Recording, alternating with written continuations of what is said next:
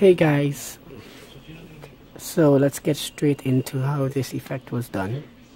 First things, I have my footage here. It is one continuous footage. I tend to refrain from recording separate footages because there's the chance that I might end up shaking the camera and that might ruin the effect. So I have one footage here. So I'm just going to duplicate it, copy and paste. Copy and there we go. And I'm going to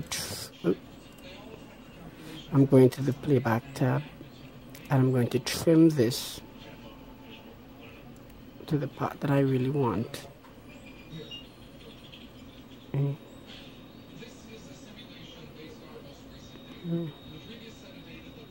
Okay, let's leave it about there, and then I set my animations to play. Always set the animations to play, or else they wouldn't play.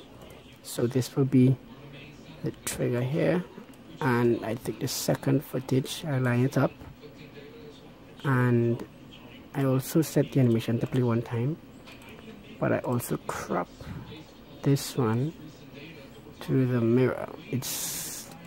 And that's basically the effect. So now it's just to trim the unnecessary footage.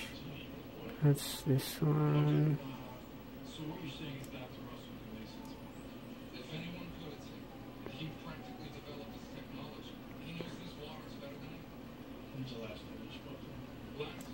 Okay.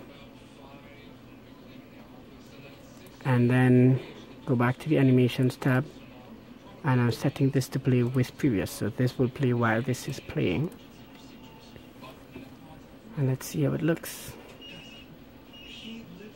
There we go. Simple as that. This effect was used in a spoken word video that I did a few years ago, and I will provide the link to that so you can check it out as well.